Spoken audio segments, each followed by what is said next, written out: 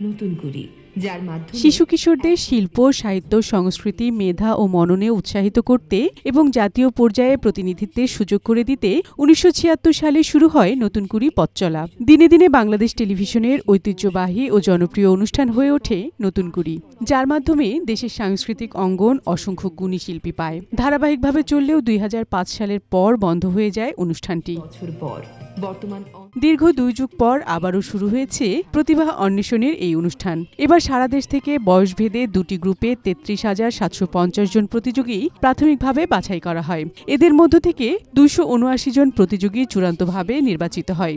এই চূড়ান্ত প্রতিযোগীদের মধ্য থেকে ৭৩ জন প্রতিযোগী বিজয়ী হয়। বৃহস্পতিবার প্রধান উপদেষ্টার কার্যালয়ে নতুন কুড়ি ২০২৫-এর ২ গ্রুপের ২ জন চ্যাম্পিয়ন শিল্পীর হাতে পুরস্কার তুলে দেন প্রধান উপদেষ্টা ড. মোহাম্মদ ইউনূস।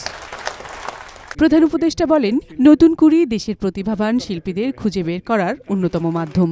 শিশু কিশোররা শিল্প সংস্কৃতিতে সমৃদ্ধ হলে দেশের অগ্রযাত্রা সফল হবে। শিশুদের প্রতিভা নানা দিকে ছড়িয়ে দেওয়ার জন্য বহুমুখী প্রতিযোগিতা শুরু করার পরামর্শ দেন তিনি। শিশু কিশোররা শুধু গাইতে পারে, নাচতে পারে, বাজনা বাজাতে পারে, এটা খুবই ভালো জিনিস, এটা প্রতিযোগিতা হওয়া অবশ্যই উচিত।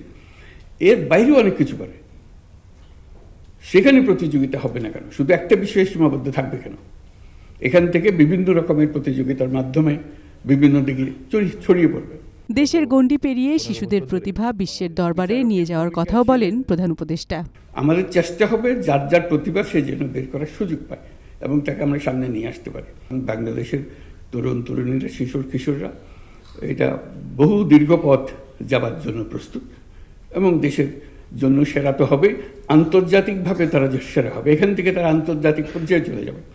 তো সেটারও ব্যবস্থা করতে হবে। আমরা বাংলাদেশেরও সেরা, আমরা বিশ্বেরও সেরা। কোনো বিষয়ে অকৃতকার্য হলেই থেমে না গিয়ে শিশু কিশোরদের নিজের মধ্যে থাকা প্রতিভা আবিষ্কার করার পরামর্শ দেন প্রধান উপদেষ্টা। বিউটি সমাদ্দার, বৈশাখী সংবাদ, ঢাকা।